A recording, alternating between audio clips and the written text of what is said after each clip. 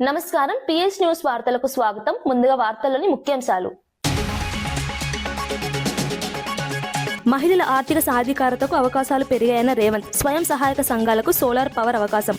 మహిళలను విద్యుత్ రంగంలో ముందుకు తీసుకెళ్తామని వెల్లడి. ఉచిత బస్సు ప్రయాణంతో మహిళల స్వేచ్ఛ పెరిగిందని వ్యాఖ్య.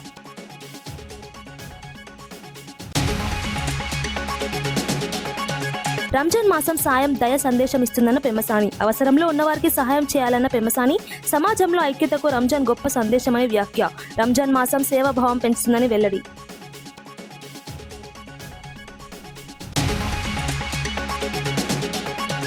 ఎండిపోతున్న వరి పంటలను పరిశీలించిన హరీష్ రావు. రైతుల సమస్యలు తెలుసుకున్న మాజీ మంత్రి హరీష్ రావు. పంటలకు వెంటనే నీళ్లు అందించాలని డిమాండ్. వ్యవసాయాన్ని కాపాడే చర్యలు తీసుకోవాలని హరీష్.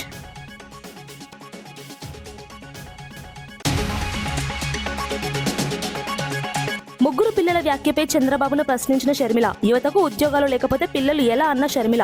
రాష్ట్రంలో నిరుద్యోగం పెరిగిందని విమర్శించిన షర్మిల. విద్యుత్ ఛార్జీలు పెంచి ప్రజలపై భారం మోపుతున్నారని ఆరోపణ.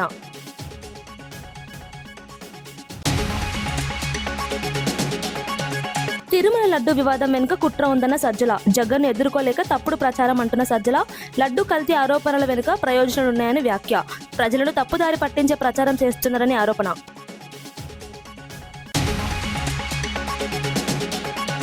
మహిళలు ఆర్థికంగా బలపడేందుకు ప్రభుత్వం పలు అవకాశాలు కల్పిస్తోందని సీఎం రేవంత్ రెడ్డి తెలిపారు.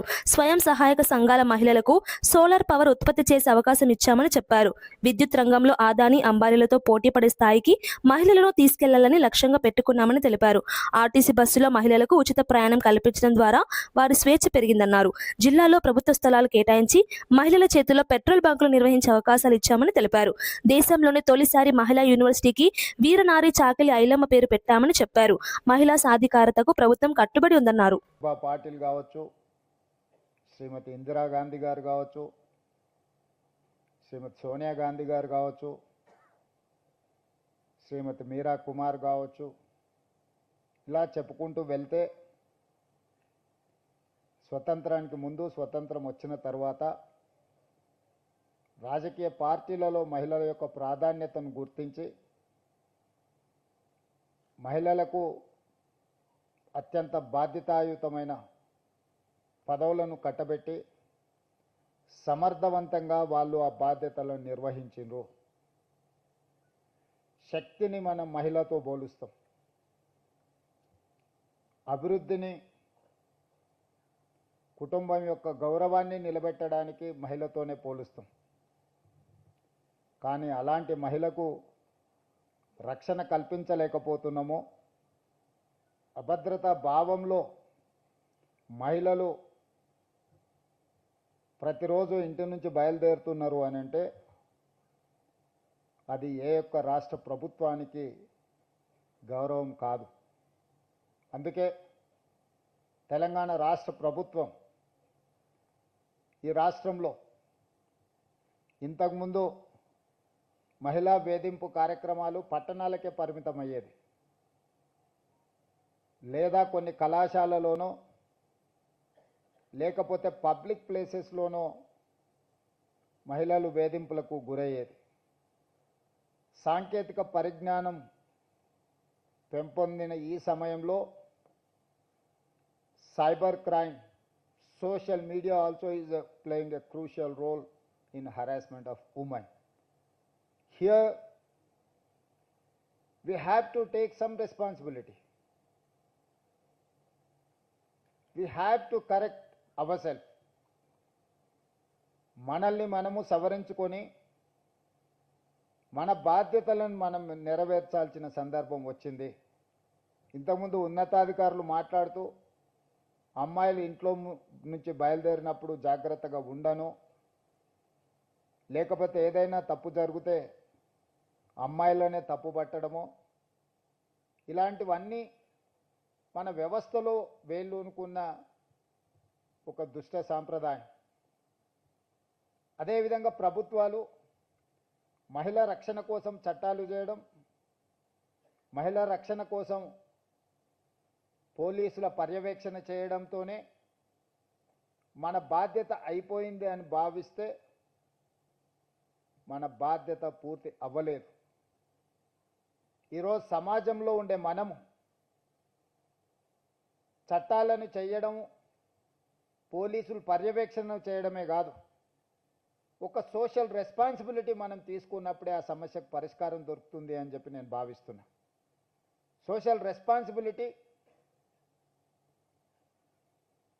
మన కుటుంబ సభ్యులను ఎవరైనా వేధింపులకు పాల్పడ్డప్పుడు, మన కుటుంబ సభ్యులకు చదువుకునే కళాశాలలోనో, ఉద్యోగం చేసుకునే ప్రాంతంలోనో, లేదా పబ్లిక్ ప్లేసెస్, రైల్వే స్టేషన్ కావచ్చు, బస్ స్టాండ్ కావచ్చు, ఇంకెక్కడైనా సినిమా హాల్ కావచ్చు, ఎక్కడికైనా వెళ్ళినప్పుడు మన కుటుంబ సభ్యులకు జరిగే అసౌకర్యం కానీ అవమానం కానీ మనం ఏ విధంగా ఆలోచన చేస్తామో ఇతర ఆడపిల్లల పట్ల కూడా మనం అదే విధంగా ఆలోచన చేసి దానికి అవసరమైన నివారణ చర్యలు తీసుకోవాలని చెప్పి తెలంగాణ రాష్ట్ర ముఖ్యమంత్రిగా మీ అందరికీ సూచన చేస్తున్నా. నేను ఈరోజు తెలంగాణ రాష్ట్రం అభివృద్ధి చెందుతున్న రాష్ట్రం.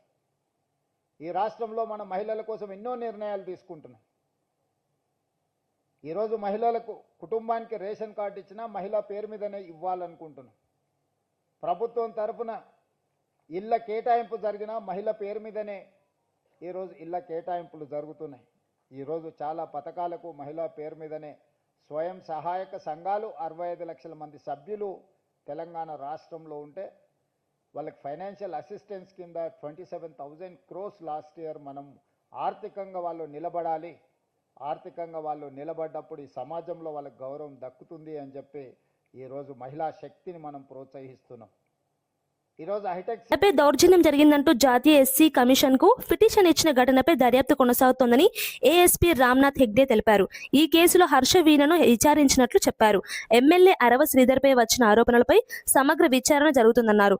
కేసుకు సంబంధించిన అన్ని అంశాలను పరిశీలిస్తున్నామని తెలిపారు. దర్యాప్తు పూర్తయ్యాక చట్టపరమైన చర్యలు తీసుకుంటామని వెల్లడించారు. ఈ ఘటనపై పూర్తి వివరాలు సేకరిస్తున్నట్లు అధికారులు తెలిపారు. న్యాయం జరిగేలా చర్యలు తీసుకుంటామని పేర్కొన్నారు. గ్రామ పంచాయతీలో జూనియర్ అసిస్టెంట్గా పనిచేస్తున్న ఇసుకపట్ల హర్షవీణ అనే ఆమె నేషనల్ కమిషన్ ఫర్ ఎస్సీలో ఒక పిటిషన్ పెట్టుకోవడం జరిగింది. నా మీద దౌర్జన్యం జరిగింది అనేసి ఒక పిటిషన్ పెట్టుకోవడం జరిగింది. ఆ పిటిషన్ విచారణ భాగంగా ఒక నోటీస్ ఆమెకి ఇవ్వడం జరిగింది, వచ్చి ఇక్కడ ఎంక్వైరీ అటెండ్ అవ్వండి అనేసి. సో దాని భాగంగా ఆమె ఇక్కడ అటెండ్ అవ్వడం జరిగింది. ఎంక్వైరీ అటెండ్ అవ్వడం జరిగింది. ఎంక్వైరీ నడుస్తూ ఉంది. సో ఆమె ఇచ్చిన కంప్లైంట్ మేరకు, ఆమె ఇచ్చిన పిటిషన్ మేరకు ఈ ఎంక్వైరీ అనేది నడుస్తుంది. సో ఈ ఎంక్వైరీ చేసిన తర్వాత బేస్డ్ ఆన్ హర్ కంప్లైంట్ చట్ట ప్రకారంగా మనం చర్యలు తీసుకుంటాం. Thank you sir. ఎవరు దౌర్జన్యం చేశారు సార్? ఆమె ఇచ్చిన కంప్లైంట్ మేరకు ఒక ఎమ్మెల్యే మీద ఇవ్వడం జరిగింది. ఓకే, అది మనం as per merits, as per చట్టపరంగా చేస్తాం. మేము చేసిన ఫిర్యాదుకు సంబంధించింది ఏదైతే ఉందో దానికి సంబంధించిన ఫిర్యాదుతో పాటుగా ఎడిషనల్గా జరిగింది వాట్ ఈస్ ఫ్యాక్ట్ అనే దాని మీద మేము నేషనల్ ఎస్ఎస్టీలో కమిషన్లో ఫిర్యాదు చేసాం. ఎందుకు చేయాల్సి వచ్చిందంటే ఇక్కడ రాష్ట్ర స్థాయిలో కానీ లోకల్ స్థాయిలో కానీ కొంచెం పొలిటికల్ ఇన్ఫ్లుయెన్స్ ఉంటుంది అనే ఉద్దేశంతో అక్కడ మేము ఫైల్ చేయడం జరిగింది. సో మా పిటిషన్ స్వీకరించిన నేషనల్ ఎస్ఎస్టీ కమిషన్ వారు ఈరోజు ఏఎస్పీ గారికి, మన హెడ్డే సార్కి ఒక నోటీస్ ఒకటి ఇవ్వడం జరిగింది. దీని మీద ఎంక్వైరీ చేయమని చెప్పడం జరిగింది. సో అకార్డింగ్ దట్ నోటీస్ మేము వచ్చాము. ఇక్కడ మా యొక్క ఏదైతే ఉందో మాకు సంబంధించిన అన్ని వివరాలు ఆయనకు ప్రొడ్యూస్ చేయడం జరిగింది. సార్ సావధానంగా మొత్తం విన్న తర్వాత దీనికి సంబంధించిన ఏదైతే ఉందో త్వరలో దానికి సంబంధించిన ఎంక్వైరీ చేయటం కానీ ఏదైనా కానీ చేసి మాకు న్యాయ సహాయం, అలాగే వాళ్ళ చట్టపరంగా ఏదైతే చేద్దామో అనేది మాకు చెప్పడం జరిగింది. సో ఇంకొకటి ఏంటంటే మేము క్లియర్గా చెప్తున్నాం ఫస్ట్ నుంచి కూడా, మేము ఇచ్చిన కంప్లైంట్ ఏమో బిలో 7 years నేరాలు, జస్ట్ 318 పెట్టేశారు, ఏదో 88 పెట్టేసి వదిలేశారు. అసలు జరిగిన వాట్ ఈస్ ఫ్యాక్ట్ అనేది చాలా డిఫరెంట్. ఎందుకంటే ఒక మహిళని పెళ్లి చేసుకుంటానని చెప్పి మోసం చేయటం కానీ, అలాగే ఒక మహిళ పైన అత్యాచారం చేయడం కానీ, ఇవన్నీ కూడా 63, 64, 69 సెక్షన్స్ వస్తాయి. అలాంటి సెక్షన్స్ పెట్టకుండా కామన్ సెక్షన్స్, ఏదో చీటింగ్ సెక్షన్స్ పెట్టి, ఏదో జనరల్ సెక్షన్స్ పెట్టి చేతులు దులుపుకున్నారు. ఈ విషయం మీద మేము చెప్పడం జరిగింది. దీనిపైన ఇంకా న్యాయపోవడం చేయడానికి మేము సిద్ధంగా ఉన్నాం. చాలా సింపుల్ అండి. ఒక చిన్న ఎంప్లాయీ ఒక ఎమ్మెల్యేని బెదిరించే స్థాయి ఉంటుందా? వాళ్ళు పెట్టిన సెక్షన్స్ 308 ఎక్స్టార్షన్ సెక్షన్స్, అంటే 10 years సెక్షన్స్ పెట్టి మా క్లయింట్ని చాలా ఇబ్బంది పెట్టారు. సో దాని మీద ఆనరబుల్ హైకోర్టుకి వెళ్ళాము. బెయిల్ మీద అమ్మాయి వచ్చారు, బయటకు వచ్చారు. మండే నుంచి ఆమె డ్యూటీకి ఆమెకు వెళ్తున్నారు. సో ఇంకోటి ఏంటంటే దీనికి సంబంధించి కూడా ముందు వెళ్తానికి కూడా మేము న్యాయపరంగా అవసరం సుప్రీంకోర్టుగా నేషనల్ ఎస్సీ కమిషన్ కానీ ఎన్హెచ్ఆర్సీలో ఆల్రెడీ మేము పిటిషన్ ఫైల్ చేసాము, ఎస్సీఎస్టీల కమిషన్లో ఫైల్ చేసాము, అలాగే మహిళా కమిషన్లో కూడా నేను ఫిర్యాదు చేశాం.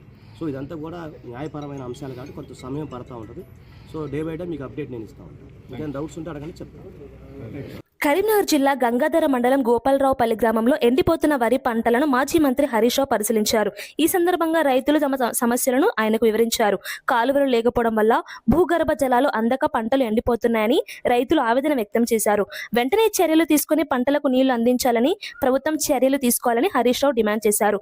రైతుల సమస్యలను ప్రభుత్వం వెంటనే పరిష్కరించాలని అన్నారు. వ్యవసాయాన్ని కాపాడేందుకు తక్షణ చర్యలు అవసరమని పేర్కొన్నారు. రైతులకు న్యాయం చేయాలని ప్రభుత్వాన్ని కోరారు. నీళ్లు అందించాలని చెప్పి డిమాండ్ చేస్తాం. తుమ్మల నాగేశ్వరరావు పంటల దిగుబడి పెరిగింది, పంటలు ఎక్కువ పడుతున్నాయి, క్షేత్రస్థాయిలో ఎటువంటి పరిస్థితి అనుకుంటారు మీరు అబ్జర్వ్ చేస్తున్నారు? పంటల దిగుబడి పెరగడానికి బీఆర్ఎస్ఏ కారణం. ఇవాళ ఒక కరీంనగర్ జిల్లాలో బీఆర్ఎస్ పార్టీ వచ్చినాకనే ఎల్లంపల్లి ప్రాజెక్టు పూర్తయింది. బీఆర్ఎస్ఏ మిడ్ మానేర్ ప్రాజెక్టు పూర్తి చేసింది. బీఆర్ఎస్ఏ వరద కాలువను రిజర్వాయర్ గా మార్చి ఎస్ఆర్ఎస్పీ పునర్జీవన పథకాన్ని పూర్తి చేసింది కూడా బీఆర్ఎస్ పార్టీయే. అదేవిధంగా గౌరవల్లి ప్రాజెక్టును 96% పూర్తి చేసి నీళ్లు పోయించింది బీఆర్ఎస్ పార్టీ. సిరిసిల్ల, కోనరావుపేట, వేములవాడ ప్రాంతంలో మలకపేట రిజర్వాయర్ ను కూడా కట్టించింది బీఆర్ఎస్ ప్రభుత్వమే. నర్మాల ప్రాజెక్టుకు కాళేశ్వరం నీళ్లతో నింపి నర్మాల ప్రాజెక్టుకు పూర్వ వైభవాన్ని తెచ్చింది బీఆర్ఎస్ పార్టీయే. ఇటు తోటపల్లి రిజర్వాయర్ ను బెజ్జంకి మండలంలో పూర్తి చేసి వేలాది ఎకరాలకు నీళ్లిచ్చింది బీఆర్ఎస్ పార్టీయే. అదేవిధంగా కాళేశ్వరం నీళ్లను ఇటు ఎస్ఆర్ఎస్పీ కాలువలకు కూడా మేము లింక్ కలిపి అటు మంతెని, పెద్దపల్లి, టేలెండ్ భూములకు నీళ్లు అందించింది బీఆర్ఎస్ పార్టీ. మేము ఇవన్నీ చేస్తుంటేనే కరీంనగర్ లో ఇన్ని పంటలు పండుతున్నాయి. నేను అడుగుతున్నా, నువ్వు చేసింది ఏందో ఒక్కటి చెప్పు. కేసీఆర్ వచ్చినాక ఎరువులకు బాధ లేకుండా చేసిండు, 24 గంటల కరెంట్ ఇచ్చిండు, రైతు బంధు ఇచ్చిండు. ఇప్పుడు నేను చెప్పిన ప్రాజెక్టులన్నీ కరీంనగర్ జిల్లాలో మేము పూర్తి చేసినాం. ఇవన్నీ చేయడం వల్ల కొత్త పంటలు మంచిగా పండినమాట వాస్తవం. కాంగ్రెస్ వచ్చిన 2.5 సంవత్సరాల్లో మీరు చేసింది ఏమైనా ఉంటే చెప్పండి. ఓ చెరువు కట్టినరా, ఓ చెక్ డ్యామ్ కట్టినరా, ఓ ప్రాజెక్టు కట్టినరా, ఓ కాలువ తవ్వినరా? మీరు చేసింది ఏందో ఒక్కటి చెప్పండి. మీరు చేసింది ఉన్నది ఏమున్నదంటే 3 సార్లు రైతు బంధు ఎగ్గొట్టిండ్రు, సగం మందికి రుణమాఫీ ఎగ్గొట్టిండ్రు, మంచిగచ్చే ఎరువులను రాకుండా చేసిండ్రు, పోయిన యాసంగిలో బోనస్ ఎగ్గొట్టిండ్రు. ఉన్నదాన్ని ఇచ్చగొట్టిండ్రు తప్ప కొత్తగా మీరు చేసింది అయితే ఏమీ లేదు.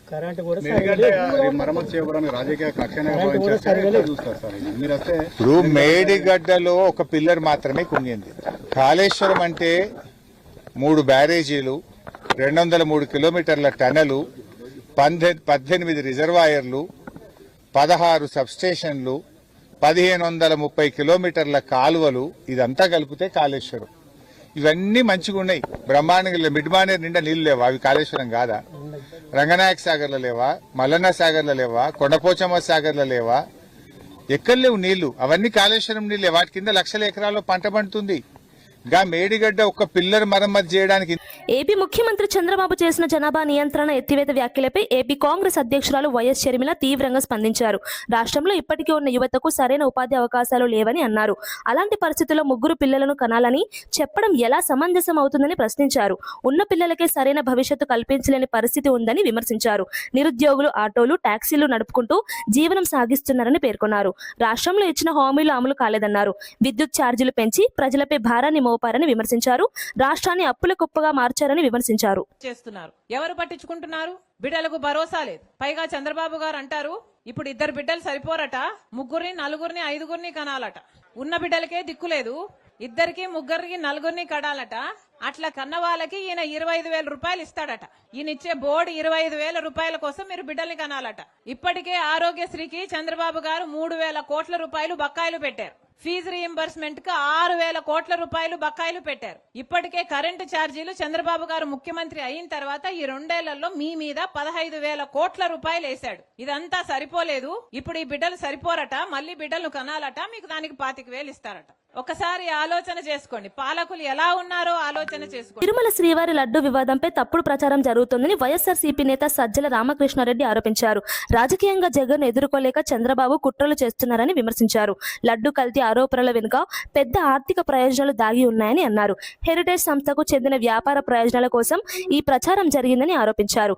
డైరీ వ్యాపారంలో లాభాలు డైరీ వ్యాపారంలో లాభాలు పొందేందుకు కుట్ర పన్నారని పేర్కొన్నారు. ప్రజలను తప్పుదారి పట్టించే ప్రయత్నాలు జరుగుతున్నాయని అన్నారు. నిజాలు త్వరలో బయటపడతాయని తెలిపారు. 1924 మధ్య ఉన్న మా ప్రభుత్వం వైఎస్ఆర్ కాంగ్రెస్ పార్టీ జగన్మోహన్ రెడ్డి గారి ప్రభుత్వాన్ని దాని మీద బురద తల్లి నిందలేసి విష ప్రచారం చేసి తద్వారా రాజకీయ ప్రయోజనం పొందాలని చంద్రబాబు నాయుడు గారు ఆయన ప్రభుత్వం చేసిన ప్రయత్నాలు వాటన్నిటిని ప్రజల్లోకి మా వైపు నుంచి వెళ్ళి మేము తిప్పికొట్టడం, వాళ్ళు చేస్తున్న తప్పుడు ఆరోపణలు ఎప్పటికప్పుడు నీచమైన ఆరోపణలను వాటిని తిప్పికొట్టడం మీ అందరూ గమనిస్తూనే ఉన్నారు. అయితే దాని నుంచి కూడా ఇది నడుస్తుండగా ఇది కేవలం ఒక రాజకీయంగా జగన్మోహన్ రెడ్డి గారిని ప్రజల్లో ఎదుర్కోలేక రాజకీయంగా ఎట్లా దెబ్బ కొట్టాలనే దాంట్లో ఒక రాజకీయ కుట్రతోనే చంద్రబాబు నాయుడు గారు చేస్తున్నారు అనుకోవడం ఒక ఎత్తు అయితే, దీనికంటే కూడా దీని నుంచి ఒక పెద్ద కుంభకోణం ఆర్థికపరమైన లాభం పొందడానికి ఒక కుంభకోణానికి తెరలేపారు, సక్సెస్ఫుల్గా అమలు కూడా చేశారు అనేది రెండవ కోణం కూడా బయటకు వచ్చింది. దాని మీద కూడా మీ అందరూ గమనించారు. ఆధారాలతో సహా బయటికి తీసుకురావడం, ఎక్కడెక్కడ ఏ రకంగా స్టెప్ బై స్టెప్ ఎలా చంద్రబాబు నాయుడు గారు కానీ ఆయన వెనకంబడి ఉండేవాళ్ళు కానీ ఆయన కోటరీ కానీ ఆయన ఉండేది అదే వ్యాపారంలో కాబట్టి ఆయన కుటుంబం పాల వ్యాపారం, నెయ్యి వ్యాపారం వీటిలోనే ఉన్నారు కాబట్టి హెరిటేజ్ సంస్థ ద్వారా వాటి వెనక ఎవరైతే ఇప్పుడు ఈ టెండర్లలో సక్సెస్ఫుల్గా ఇదైన వాళ్ళకున్న హెరిటేజ్కి ఉన్న సంబంధాల గురించి కానీ ఇవన్నీ కూడా డిస్కషన్ పాయింట్ అవుతుంది కూడా అందరికీ తెలిసిందే. రాష్ట్ర ఆర్థిక పరిస్థితిపై కాగ్ నివేదిక ప్రభుత్వం వైఫల్యాలను బయటపెట్టిందని వైఎస్ఆర్సీపీ నేత కారుమూరు వెంకటరెడ్డి అన్నారు. ఆర్థిక క్రమశిక్షణ లోపం కారణంగా ప్రభుత్వ పనితీరు దారుణంగా ఉందని విమర్శించారు. అప్పులు పెరగడం, నిధుల వినియోగంలో లోపాల వంటి అంశాలను కాగ్ స్పష్టంగా పేర్కొన్నట్లు తెలిపారు. ప్రభుత్వ ఆర్థిక నిర్వహణపై తీవ్ర ప్రశ్నలు తలెత్తుతున్నాయని అన్నారు. ప్రజాధనం సక్రమంగా వినియోగించాల్సిన బాధ్యత ప్రభుత్వంపై ఉందన్నారు. ఆర్థిక వ్యవస్థను కాపాడే చర్యలు తీసుకోవాలని డిమాండ్ చేశారు. జరిగిపోయింది. కాగు కూడా భయపడే స్థాయిలో ఇక్కడ అప్పులు చేస్తా ఉన్నాడు చంద్రబాబు నాయుడు గారు. దేశమంతా ముందుకు వెళ్తుంటే ఆంధ్రప్రదేశ్ రాష్ట్రం మాత్రం వెనక్కి వెళ్ళిపోతుందని చెప్పి నిన్న క్లియర్ గా కాగ్ ఇచ్చినటువంటి నివేదిక. అప్పులు తప్ప అభివృద్ధి లేదు. ఏడాదిలోనే భారీగా అప్పులు చేసింది చంద్రబాబు నాయుడు గారి ప్రభుత్వం. చేసిన అప్పులను ఆస్తుల కల్పనకు వెచ్చించలేదు. రోజువారీ ఖర్చులకు కూడా అప్పులు చేయాల్సినటువంటి దుస్థితి ఏర్పడింది. రోజువారీ చేసేటటువంటి అప్పులతో వడ్డీ భారం పూర్తిగా పెరిగిపోతా ఉంది. ఎఫ్ఆర్బిఎం నిబంధనలకు మించి రెవెన్యూ ద్రవ్యలోటు, ఎఫ్ఆర్బిఎం నిబంధనలకు మించి రెవెన్యూ ద్రవ్యలోటు, రెవెన్యూ లోటు ఏకంగా 3.75%, ద్రవ్యలోటు ఏకంగా 5.05%. 2024-25 ఒక్క ఏడాదిలోనే బడ్జెట్ లోపల అప్పులు 81,071 కోట్లు అప్పులు చేశారు. అంతకు ముందు ఆర్థిక ఏడాది కన్నా అప్పులు 16.68% అదనంగా చేశారని చెప్పి నిన్న కాగ్ ఇచ్చినటువంటి నివేదిక. ఆంధ్రజ్యోతి కూడా డైరెక్ట్ గా హెడ్డింగ్ పెట్టింది, ఆర్థిక క్రమశిక్షణ ఏది, రాష్ట్రానికి ఆర్థిక స్థిరత్వం లేదు. చంద్రబాబు నాయుడు గారి ప్రభుత్వానికి ఆర్థిక స్థిరత్వం లేదు. ఇలాగైతే భవిష్యత్ అంధకారమే, గడ్డు కాలం తప్ప ఇంకేమీ కనపట్టలేదు ఆంధ్రప్రదేశ్ భవిష్యత్తు అని. చంద్రబాబు నాయుడు గారు 48 ఏళ్ల రాజకీయ అనుభవం, 4 సార్లు ముఖ్యమంత్రి, రోజు అప్పులు చేస్తే తప్ప అంటే రోజువారీ ఖర్చులు కూడా అప్పులు చేయాల్సినటువంటి పరిస్థితి చంద్రబాబు నాయుడు గారు. కరోనా సమయంలో ఉక్రెయిన్, చైనా, ఫిలిప్పీన్స్ వంటి దేశాల్లో వైద్య విద్య పూర్తి చేసిన విద్యార్థులకు ఉపశమనం లభించింది. సాంకేతిక కారణాల వల్ల రిజిస్ట్రేషన్ ప్రక్రియలో ఎదురైన సమస్యకు పరిష్కారం లభించింది. విదేశీ వైద్య పట్టభద్రుల రిజిస్ట్రేషన్ ప్రక్రియను పూర్తి చేసే దిశగా చర్యలు తీసుకున్నారు. ఈ నిర్ణయంతో పలువురు విద్యార్థులకు ఊరట లభించింది. వైద్య వృత్తిలో చేరేందుకు ఎదురైన అడ్డంకులు తొలగినట్లు అధికారులు తెలిపారు. ఈ చర్యతో విద్యార్థులు వైద్య సేవలు అందించే అవకాశాలు పెరిగాయి. ఆరోగ్య రంగానికి కూడా ఇది ఉపయోగపడుతుందని పేర్కొన్నారు.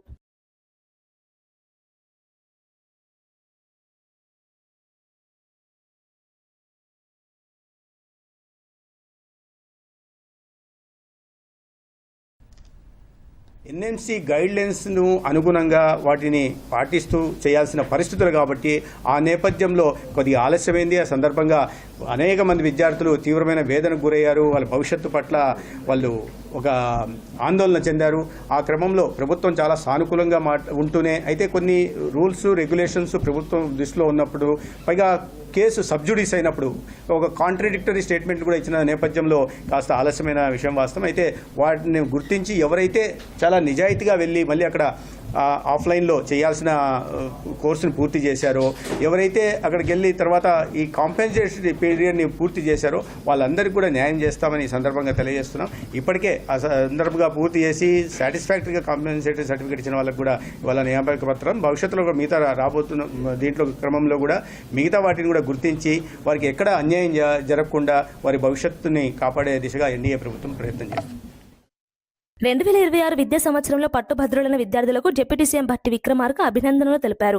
అంకిత భావంతో సమాజానికి సేవ చేస్తూ తమ సంస్థకు, రాష్ట్రానికి కీర్తి ప్రతిష్టలు తీసుకురావాలని కోరారు. విద్యార్థులు తమ ప్రతిభతో రాష్ట్ర అభివృద్ధికి తోడ్పడాలని సూచించారు. మేజర్ జనరల్ అజయ్ మిశ్రా విన్నపం మేరకు ఈ డెంటల్ కాలేజీలో గవర్నర్ ట్రోఫీతో పాటు తెలంగాణ ముఖ్యమంత్రి ట్రోఫీని కూడా ఏర్పాటు చేస్తామని తెలిపారు. విద్యార్థులను ప్రోత్సహించే కార్యక్రమాలను ప్రభుత్వం కొనసాగిస్తుందని పేర్కొన్నారు. యువత భవిష్యత్తు రాష్ట్ర అభివృద్ధికి కీలకమని చెప్పారు. While practicing your medicine and dental care. And also on behalf of the government of Telangana, Major General Ajay Misraji, while speaking, he was telling me and appealed the state government also, saying that there is a trophy on the name of the governor, and it will be good even if we have a trophy on the name of the chief minister of the state. I will definitely take it forward to the notice of this government of Telangana.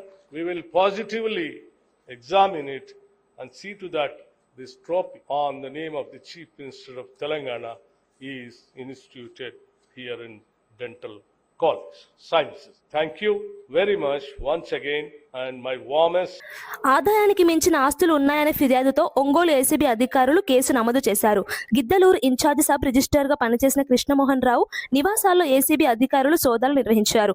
ఆయనకు సంబంధించిన ఇళ్లతో పాటు బంధువుల నివాసాల్లో కూడా తనిఖీలు చేపట్టారు. చీరాల, కడవకుదురు, తెనాలి ప్రాంతాల్లో అధికారులు దర్యాప్తు కొనసాగించారు. కృష్ణమోహన్ రావు గతంలో అమ్మనబ్రోలు సబ్ రిజిస్ట్రార్ కార్యాలయంలో సీనియర్ అసిస్టెంట్గా పనిచేసినట్లు సమాచారం. ఆదాయానికి మించిన ఆస్తులపై వివరాలు సేకరిస్తున్న అధికారులు కేసు దర్యాప్తు కొనసాగిస్తున్నారు.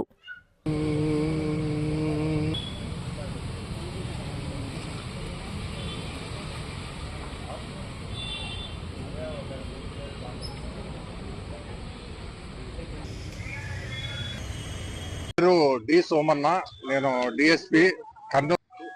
ఇతను ఏమని ఫిర్యాదు చేసినాడంటే, మాకు వీళ్ళ అమ్మది ఒక హౌస్ ఉంది గిద్దలూరులో. హౌస్ ని వీళ్ళ అమ్మ ఇతనికి గిఫ్ట్ డీడ్ ఇస్తుంది. గిఫ్ట్ డీడ్ అంటే గిఫ్ట్ గా ఇస్తుంది. ఆ గిఫ్ట్ డీడ్ ని ఎగ్జిక్యూట్ చేసే దానికోసము SRO 35,000 డిమాండ్ చేసినాడు. అంటే ఇనిషియల్ గా 50,000 డిమాండ్ చేసినాడు. తర్వాత పేదోడు, తర్వాత అవుటితనం ఉంది అని చెప్పి రిక్వెస్ట్ చేస్తే దాన్ని 35,000 తగ్గించినాడు. తర్వాత అది ఈ రోజు స్లాట్ బుక్ చేసుకున్నాడు రిజిస్ట్రేషన్ కోసము. ఆ రిజిస్ట్రేషన్ 3:10కి స్లాట్ బుక్ అయింది.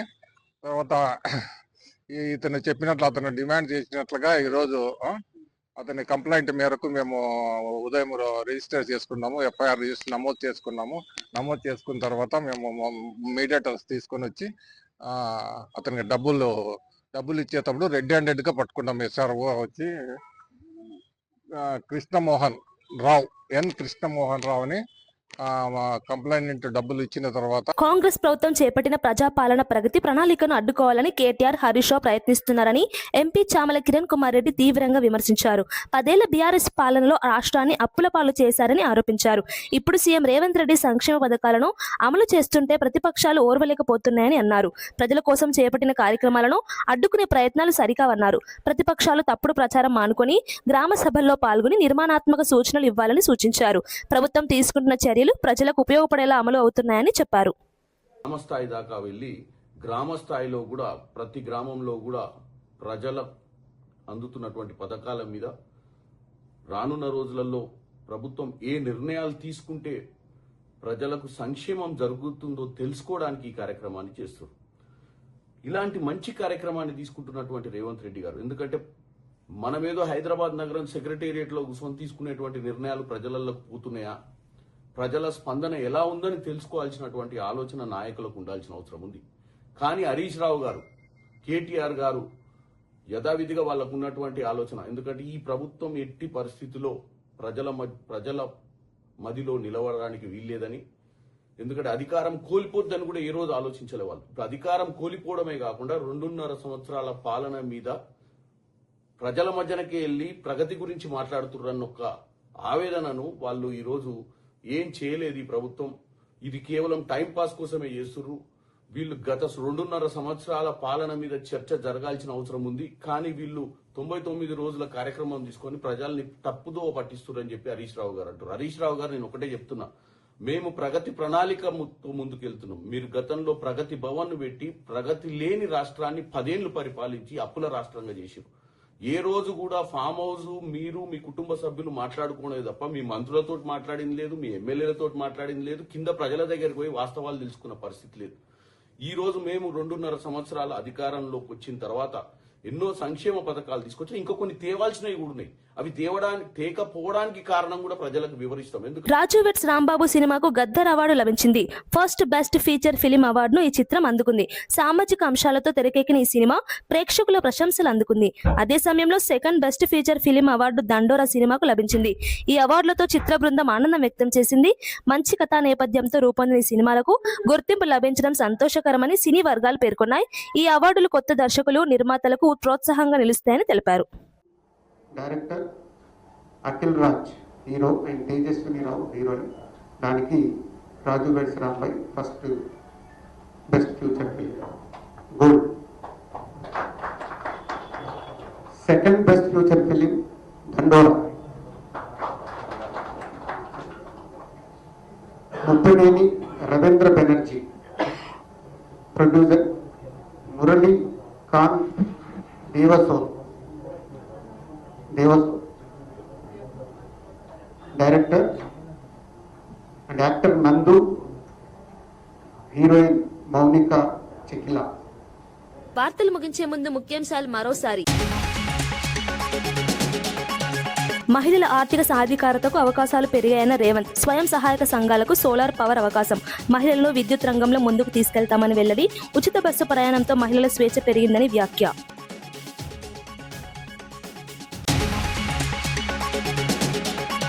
రంజాన్ మాసం సాయం దయ సందేశం ఇస్తుందన్న పెమ్మసాని. అవసరంలో ఉన్నవారికి సహాయం చేయాలన్న పెమ్మసాని.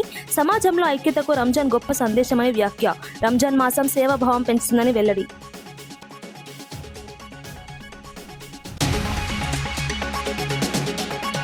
ఎండిపోతున్న వరి పంటలను పరిశీలించిన హరీష్ రావు. రైతుల సమస్యలు తెలుసుకున్న మాజీ మంత్రి హరీష్ రావు. పంటలకు వెంటనే నీళ్లు అందించాలని డిమాండ్. వ్యవసాయాన్ని కాపాడే చర్యలు తీసుకోవాలని హరీష్.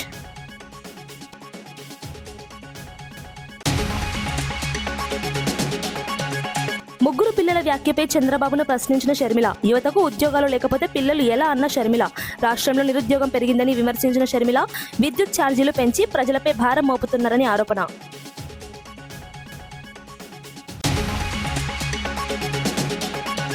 తిరుమల లడ్డు వివాదం వెనుక కుట్ర ఉందన్న సజ్జల. జగన్ను ఎదుర్కోలేక తప్పుడు ప్రచారం అంటున్న సజ్జల. లడ్డు కల్తీ ఆరోపణల వెనుక ప్రయోజనాలున్నాయని వ్యాఖ్య.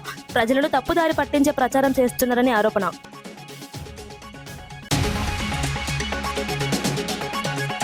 ఇవి ఈనాటి వార్తా విశేషాలు. మరో బులెటిన్లో మళ్ళీ కలుద్దాం. నమస్కారం.